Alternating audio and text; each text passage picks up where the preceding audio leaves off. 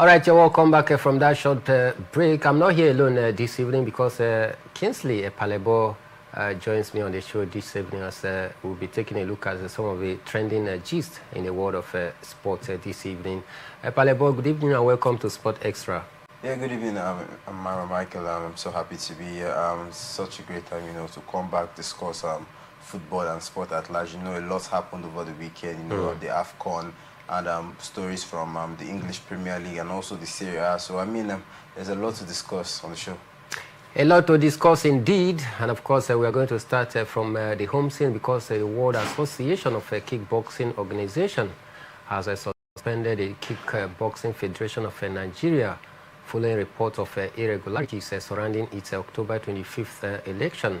The suspension followed a petition submitted to the WACO after the disputed election, during which there were accusations of interference. The election was earlier postponed indefinitely following a protest by stakeholders over alleged governance breaches.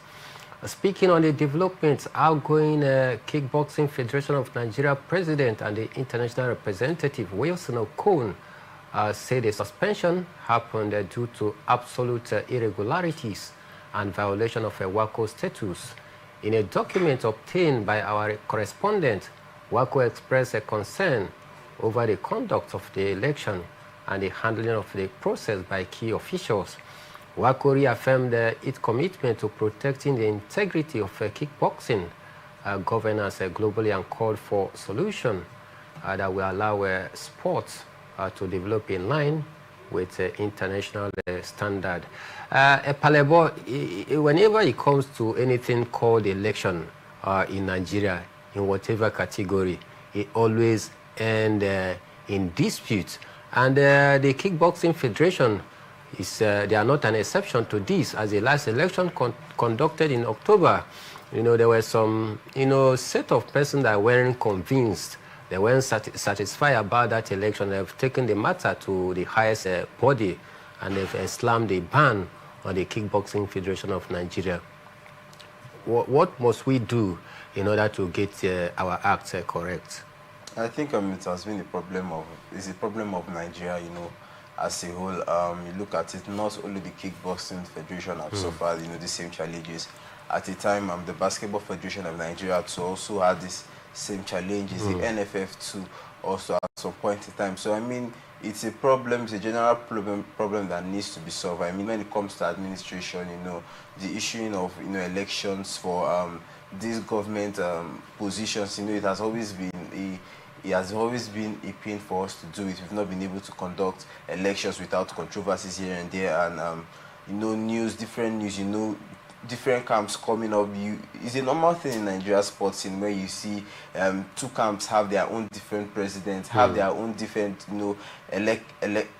electoral presidents, their electoral chairman, have their own board of trustees and everything. So it has been a problem of Nigeria, and that was the best decision by the kickboxing organization, the International Kickboxing Organization, because you have to get your acts together, you have to put your house in order before you can come in to compete with other nations that are that are organized. So if you want to be in an organized setting, you want to be in an organization, you yourself have to be organized. That's what the World Association of Kickboxing is telling Nigeria. Organize your home first and before you could come and play with the big boys.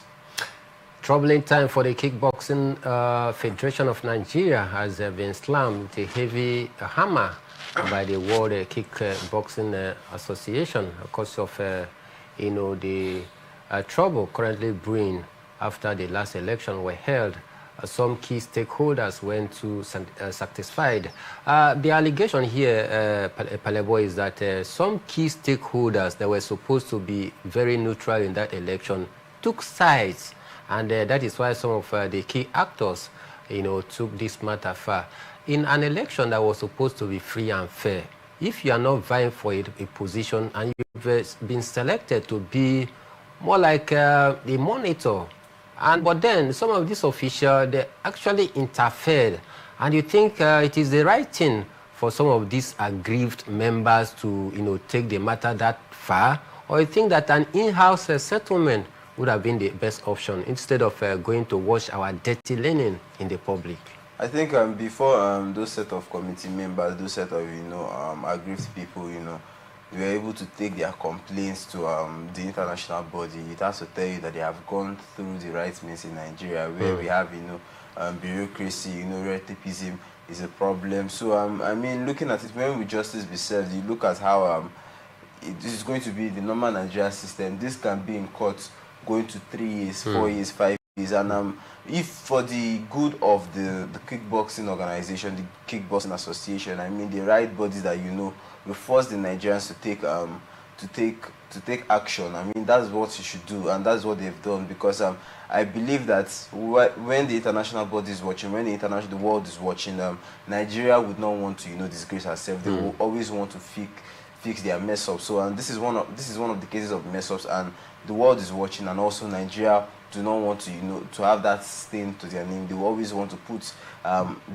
their house in order. I mean, this would have got it to the table of the sports minister once the news broke out. So it's a big one, and I think they should be able to now settle it in house. That is what the Kickboxing Association has told them. This is the time for you to go back and put your house in order. Get yourself together, get your acts together, and maybe let's see how when you get yourself together, maybe you can come back into the organization. All right, Kickboxing Federation of Nigeria need to put their house in order before they chart a course forward, because the trouble currently brewing is one that seems to be irresolvable. Hence, the matter has been taken to the apex body, who have, of course, slammed the Kickboxing Federation of Nigeria until they are properly organized before they can, be accepted back into the fold. Away from that, let's head straight to the world of tennis this evening, because Nikirios defeated women's world #1 Aryna Sabalenka 6-3, 6-3 in a battle of the sixes exhibition match held in Dubai. The match featured modified rules, including single serve per player and slightly reducing a court side for Sabalenka to balance a competition. Despite being ranked 671 and limited by recent injuries, Nikirios won in about 17 minutes in an entertaining context marked by light-hearted moments, underarmed serve and crowd interaction. Sabalenka mounted resistance in the second set, but Nikirios closed out the match decisively. Both players praised each other afterward, with Nikirios calling it a tough battle, and Sabalenka highlighting the positives she would have taken from this particular encounter going forward. Though some stakeholders, Palebo, actually criticized this particular one. They said that it did not meet up to the standard, and that they were just trying to, of course, make money. But to you, do you think that this met the standard of the Battle of the Seven Seas? For me, you're looking at what we expected. Surely it was a lot of fun, but I think it proved one point. Yeah, this is going to be a point of argument. A point of this is where they're going to point to when they want to make an argument. That when people talk about men pay and women pay being equal, I mean, looking at how the advantage was played to Aryna Sabalenka, and it was more the disadvantage for Nikirios. I mean, the court has been reduced, her own side of the court being reduced a little bit, so it could favor her a little bit. But despite she wasn't able to win the set. So I mean, looking at him, he's not world #1. He's not in the world number 100, top 100. He's not in the top 200. He's not in the top 500. World number 670 thereabouts. And look at how he played the world #1. So I mean, it tells you that the quality of the game, between the men's tennis and women's tennis is not the same.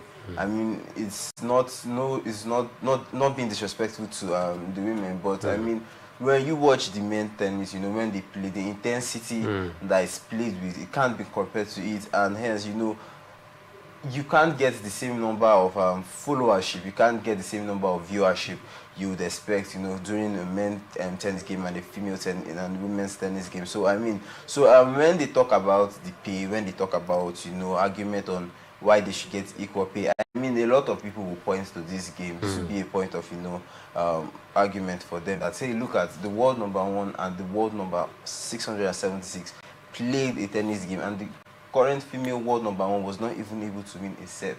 The game ended in less than 70 minutes, 70 minutes thereabout. So you look at it and it tells you a whole lot about the intensity, you know, how the quality of game is between the men tennis and the female tennis for me.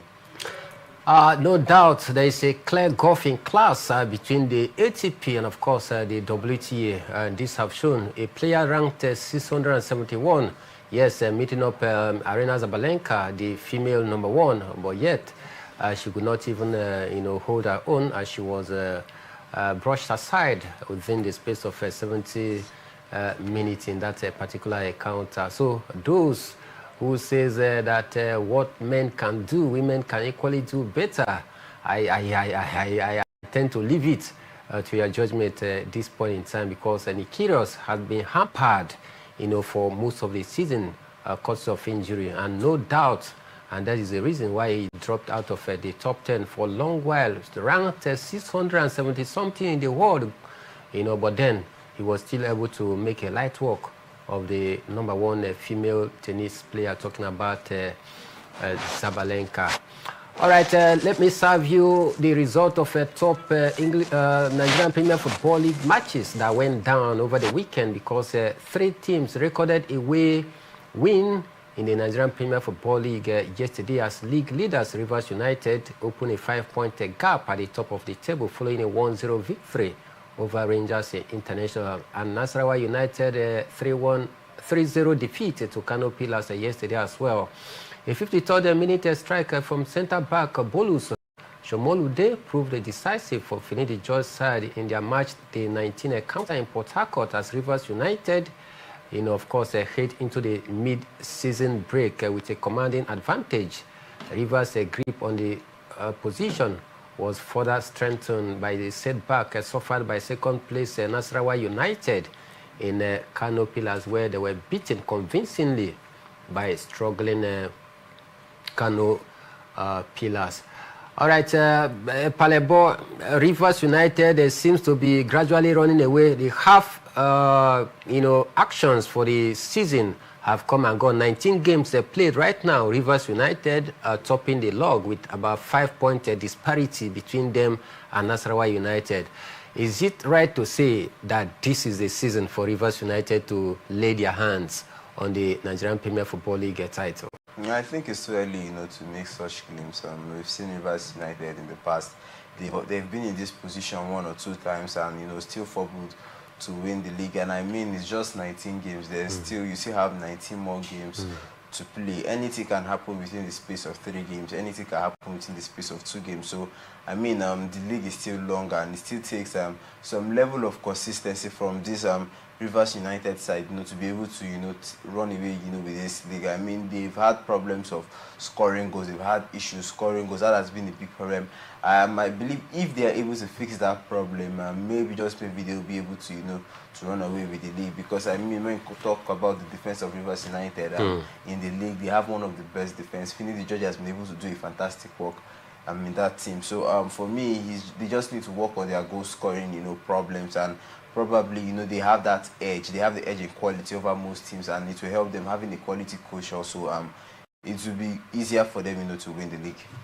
It will be easier for Rivers United to lay their hand on the Nigeria Premier Football League title, only if they maintain consistency and find a way to start taking their chances when it matters most, because this has been their bane, not just for this season, but of course last season as well. Rivers United, they struggle to score goals, but they have what seems to be a watertight defense line. But the striking option seems to be the Achilles heel for Rivers United and Finidi George team so far. If they can find a way to strike a balance between the defense line and, of course, the attack force, I think Rivers United are going to win the league. I'm just thinking, but then, just like Palebo said, it is too early call to make. We still have about 19 games, to play as we speak. Let me do well to track other results that came through over the weekend in the Nigerian Premier Football League, because Niger Tornadoes beat Barao FC 2-0. Enyimba beat 3SC 3-0, while Bayelsa United were disunited at home by Academy Warriors 1-0. Wolves played 2-2 against Wiki Torres, while Rivers United, like we told you, beat Rangers 1-0. Kun Khalifat FC were beaten at home by Katsina United. Plateau United also were disunited at home by Abia Warriors 1-0. Kano Pillars got a better of Nasarawa United. Palebo, Kano Pillars, this is their first game after they moved back to their stadium where they were banished a few weeks ago because of crowd trouble. But then they remain rooted in the bottom table of the Nigerian Premier Football League. Do you see Kano Pillars surviving relegation this season? Yes, we've seen Kano Pillars, in such situations, and don't forget the kind of team that Kano Pillar is. Kano Pillar, one of the powerhouses when it comes to the Nigeria Premier Football League, and also the Sani Abacha Stadium also is one of those grounds that you go to and you tremble, to get 3 points there. It's not easy, That has been a fortress for Kano Pillars, and surely going back there, getting a victory among one of the league leaders, Nasarawa United, who is also chasing for the league title this season, was a statement result. We are back to our home, we are back to our base, and we are going to see more wins from Kano Pillars now, I can assure you, because we've seen Kano Pillars playing in their home and how fantastic their home can be for them. How the fan support. This is one of the stadiums where they have a lot of turnout when it comes to the fans coming in to support them. So you look at the fan support and how dogged the team is. With the likes of Rabi Ali and the rest of the experienced players in that team, is going to be a little bit more easier for the Kano Pillars side, to come out from the relegation battle. Again, we've just played 19 games, into the season, so we still have 19 more games, and 19 games is a lot, is a whole lot, to change, the trajectory of the team this season. All right, 19 games, a lot to change the whole trajectory of the fortune of any team in the season. But then, Kano Pillars returning back to their home ground, would this be the opening doors for them to start changing things for good? Because it's been a very, very dismal outing for them so far this season. We just keep our fingers crossed, hoping that Kano Pillars are going to bounce back to reckoning. Don't forget, they are one of the household names in the Nigerian Premier Football League. They won the league a record 5 times or so. So now that Ahmed Musa seems to be at the helm of affairs, we thought that a lot of goodies or good things will be coming their way, but then it has not panned out that way in this first half of the season. But we hope, yes, strongly that the second stanza of the season is going to be the turning point for Kano Pillars as they make a return to Sani Abacha Stadium. But at this point, we'll take a quick break. When we are back, we'll dive straight to the African Cup of Nations. We'll serve you some of the biggest stories revolving around the African Cup of Nations. Don't forget that we still have you covered in the English Premier League and some other top stories revolving around the world of sports. Don't go anywhere, because we'll be back in a jiffy.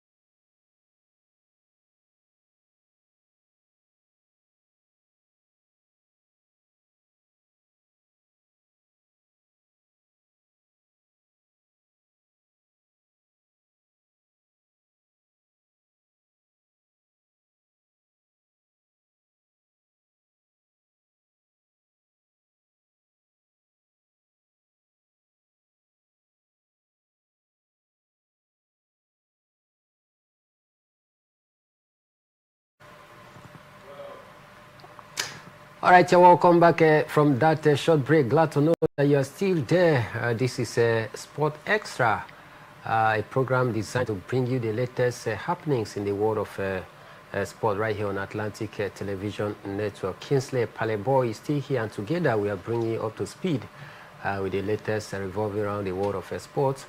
We told you on the first half of the show that the Kickboxing Federation of Nigeria has been suspended by the global body. And of course, we brought you a story in the world of tennis, telling you how Nikirios was able to, of course, beat Arina Zabalenka in a battle of the 60s.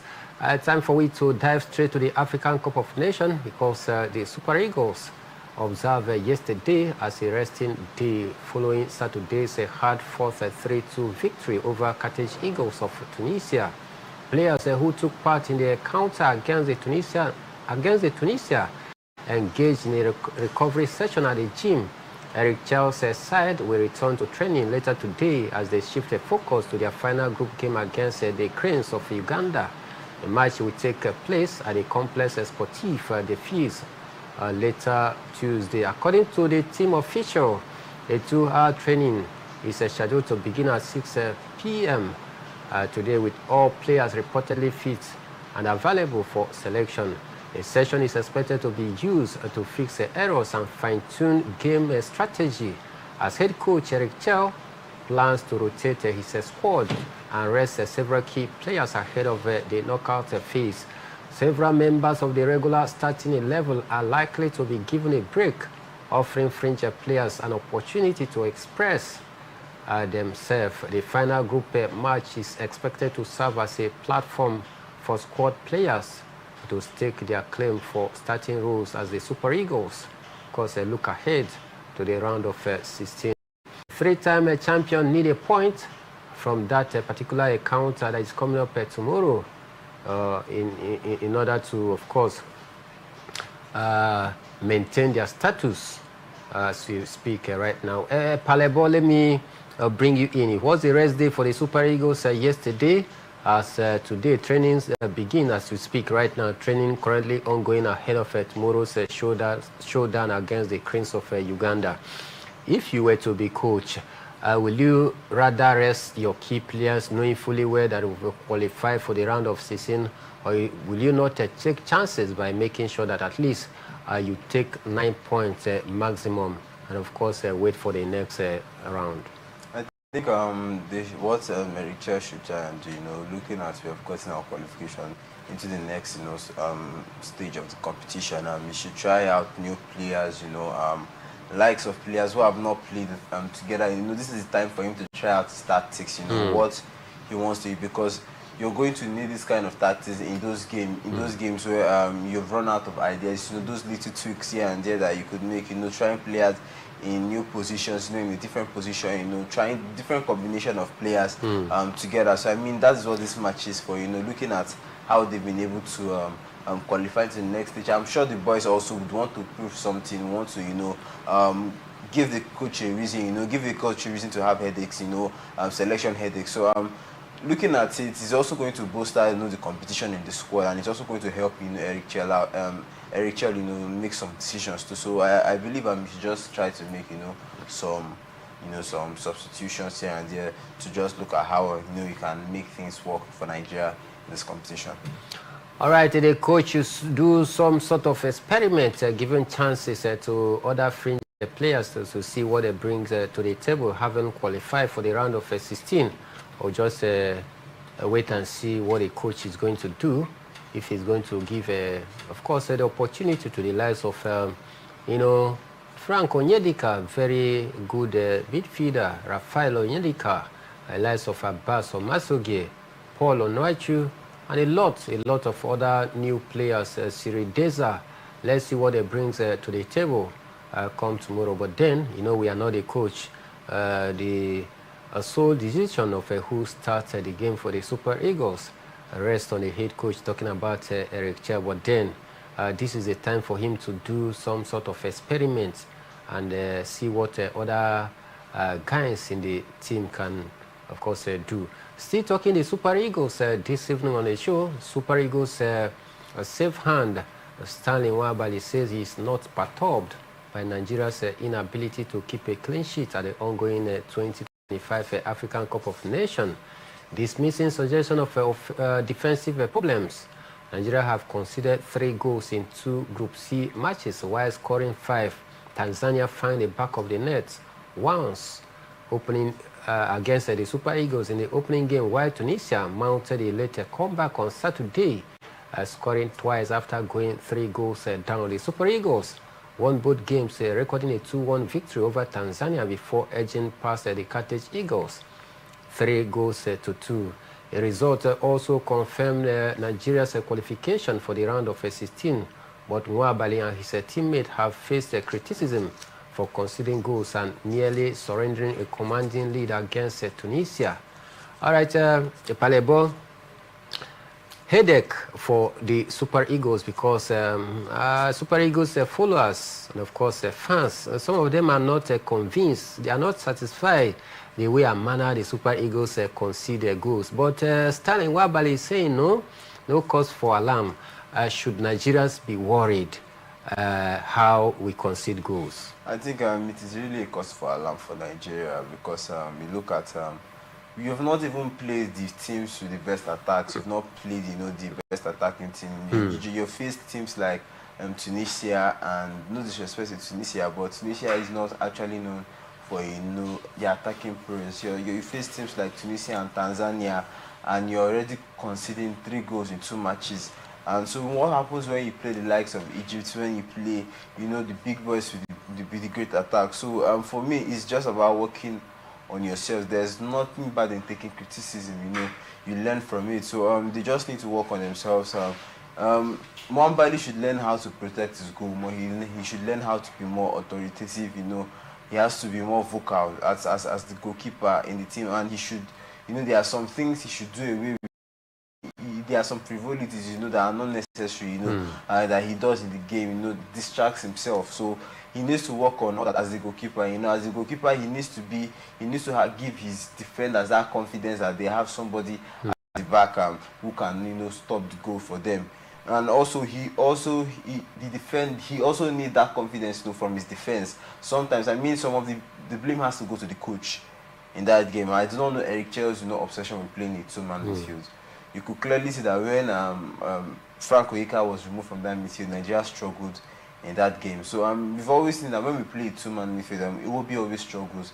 He doesn't always have that freedom to do what he wants to do, and it gives pressure to the defensive, to the defense. So it has been a problem for Nigeria, and I think looking at that, he has gotten the solution to that problem. I expected him to do a like-for-like change. We have Rafael Oyedika on the bench. You take out Frank Oyeka, you put in Rafael Oyedika. That was the most sensible substitution for me.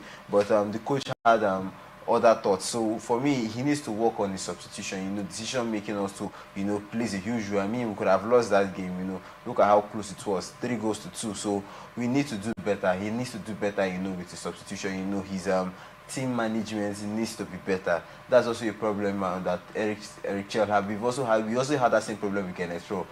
Team management. Genetro problem was not knowing when to do subs. He always does subs late in the game, and he doesn't actually know the subs to put. You look at him most of the time when he makes those substitutions, we lose balance in the game, and that was what happened, on Nigeria's previous game. So Nigeria needs to do better. Eric Chell needs to do better when it comes to the midfield area. Now that we've qualified, the Super Eagles has qualified for the round of 16, and we are talking about the defensive frailty for the Super Eagles. Stanley Nwabali, some have also criticized him in person, talking about the way he commits some of these schoolboys error. Don't you think that tomorrow's game should be that perfect opportunity for the coach to try other defenders and probably another goalkeeper like Amaso Basogi or even Francis Uzoho? Yeah, for me, looking at that game yesterday, the coach also said after the game that Stanley Nwabali twisted his ankle, from the attempt from the first goal. So that was a problem for him, and I think he would also need to rest. But we shouldn't take it that Stanley Nwabali should be replaced. because I mean, Stanley Nwabali, he has fought for his place and he has earned his spot, you know, as the #1 goalkeeper for Nigeria. And any player who wants that spot, you know, should also work hard, should also earn it. So I feel like the AFCON is not the time, you know, to start changing goalkeepers. I mean, look at what Stanley Nwabali, whenever it is very decisive, whenever we need him, the problem is whenever we need him, he always comes out on top. He has never cost us the victory before. You have to go back and look at the history, the record. Stanley Nwabali has never been directly, you know, involved in Nigeria losing a game. He has never caused. Instead, rather in games like this where we need Stanley Nwabali, he always turns up for us. I could call a number of games, you know, against South Africa in the semi-finals of the CAF of the AFCON last edition, and we talk about against Congo in the recent matches we played. So you look at Stanley Nwabali, he has always had he has always been able to come up top for Nigeria. So I mean, yes, he needs to rest, but this is not the time for Nigeria to start experimenting on goalkeepers. Now time for the Super Eagles to start experimenting, especially the key areas, the sensitive areas such as the goalkeeping department. This is one department that you know, often doesn't need some sort of experimentation, especially at a crucial stage, talking about the African Cup of Nations. But then we see how it goes from here. But then one thing is certain, that some Nigerians are not pretty happy because of the way the Super Eagles concede goals. They have scored 5 though, conceded 3 in just 2 games. All right, let's talk other stories, but sticking with the African Cup of Nations, because Algeria became the latest country to qualify for the last 16 of the ongoing 2025 African Cup of Nations. They said that the Desert Foxes defeated Burkina Faso 1-0 in a tight contest on Sunday to secure their spots in the next round. Captain Riyad Mahrez scored the only goal of the match from the penalty spot. The result means Algeria, who won the AFCON in 1990 and 2019, have the maximum 6 points after 2 games in Group E. The North Africans are ahead of Burkina Faso and Sudan, who both have 3 points apiece. Algeria will now join Nigeria, Egypt, as the team that have confirmed their place in the round of 16 so far. All right, we wish them well. It was a great display. Of course, Riyad Mahrez writing his name in the annal of history for Algeria national team. He's now their all-time top scorer in the African Cup of Nations. Meanwhile, other results that came through yesterday saw Equatorial Guinea losing to Sudan 1-0. Algeria, like we told you, beat Burkina Faso 1-0. And in Group F, Gabon lost to Mozambique 3-2, while Ivory Coast played 1-1 against Cameroon. And at Palebo, we had some European stars, and of course, you know, they were live in the stadium to watch that particular encounter between the reigning champion Ivory Coast and Cameroon. The likes of Jules Koundé, Kylian Mbappé, Aurelio Tchouameni, they were all in stand. That game has a lot to talk about, but then building up to the game, tension, because a whole lot of things went wrong for Cameroon because of the crisis currently rocking them, where their president, Paul Biya, actually brought a head coach, which Samuel Eto'o, the president of FECAFOOT, is not comfortable about it. What do you make of that game yesterday? Did it actually meet your expectation? Yeah, the game was actually a very tough game. You know, it was end-to-end. You know, both teams were able to give their all. I mean, it was a very interesting game. You know, it kept fans, you know, at the edge of their seat, and I'm sure a lot of fans, the likes of Kylian Mbappé, Tchouameni, and Jules Koundé, also enjoyed the game, as well as all other spectators, you know, at the venue and all over the world who watched that match, because that game was actually, you know, it was one of, I think, so far that's the best game we've seen, you know, at the AFCON. So I mean, they raised the bar. This is what I was talking about when I talked about the quality of, you know, the AFCON, you know, being increased. So I mean, we saw good football, you know, we saw end-to-end stuff, and that is what we want to see, you know, at the AFCON. That's what we want to see at the AFCON. It was end-to-end battle yesterday between the Indomitable Lions and the Ivorians. All right, tonight there are some games that is set to light up your TV screen because Comoros will be in action against Mali by 8 p.m. Zambia with 3 tackles against the hosts, talking about Morocco. And in Group B, there are some matches that are currently ongoing as we speak. Angola against Egypt, while Zimbabwe, they are also playing South Africa. We'll do it to see if we can track the results before we bounce out of the building as it's getting hotter. Thicker and exciting out there in Morocco. Meanwhile, the Nigerian Football Federation has denied reports claiming that FIFA has rejected Nigeria's appeal against the Democratic Republic of Congo over the alleged use of ineligible players during their World Cup playoff clash. Reacting to the report, NFF Secretary General Dr. Mohamed Sanusi said the Federation had not received any communication from FIFA regarding the matter.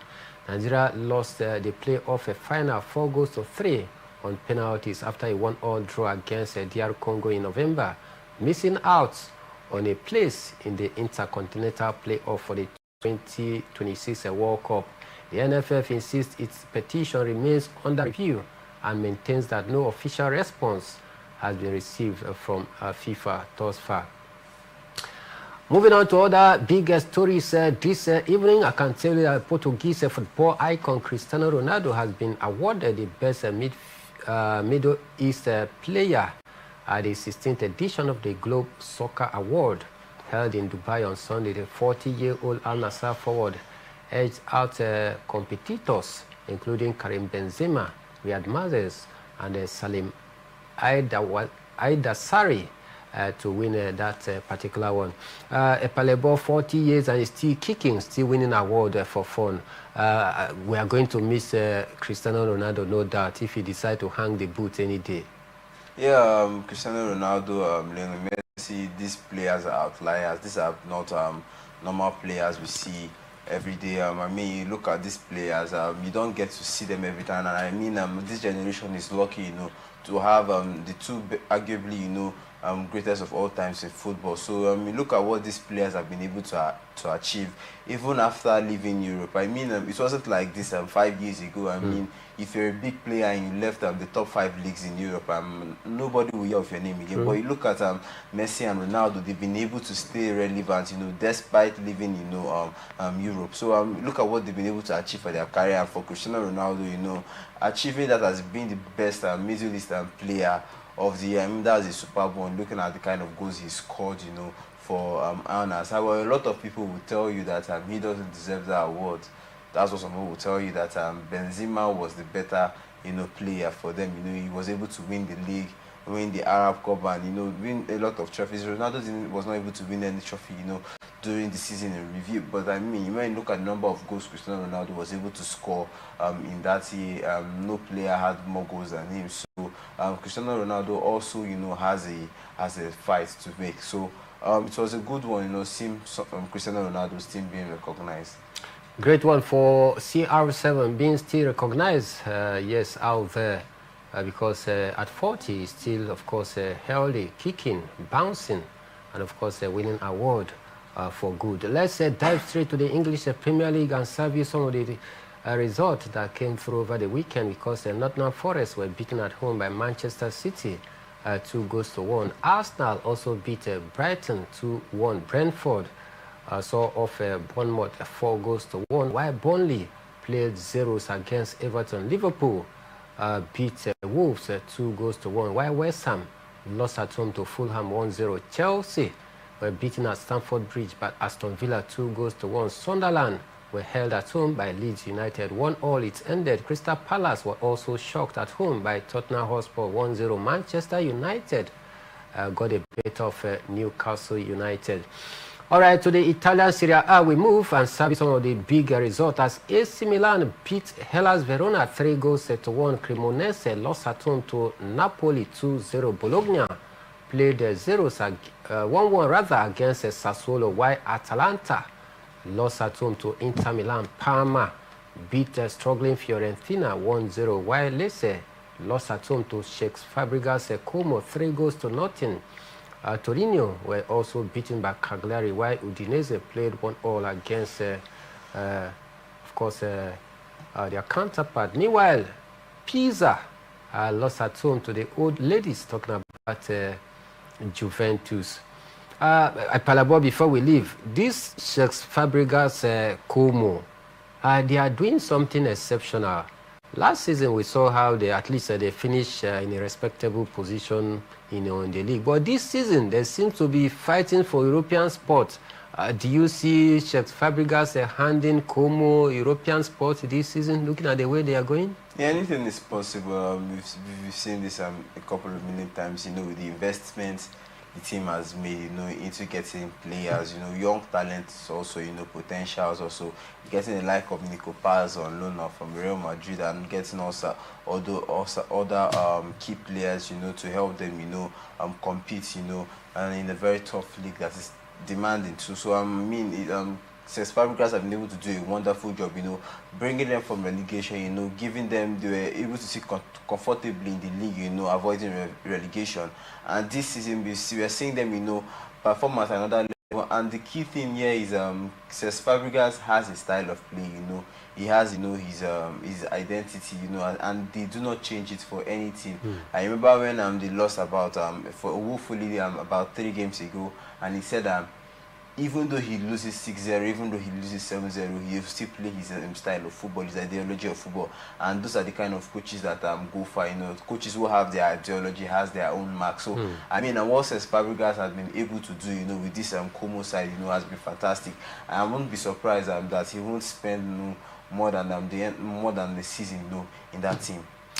All right, this is where we are tempted to drop the anchor for this evening edition of the show, but then we'll make a return tomorrow morning for Sport Talk. Then we'll bring you more electrifying and juicy stories popping up from the ever-busy world of sport. But before we leave, let also tell you that our sports extraordinaire goes to no other person this evening than Luis Enrique, the Paris Saint-Germain coach, because he was named the best coach of the year at the Globe Soccer Award after helping Paris Saint-Germain win 4 major trophies last season, which included the UEFA Champions League and, of course, the Ligue 1 title. So he is our sport extraordinaire for today's edition of the show.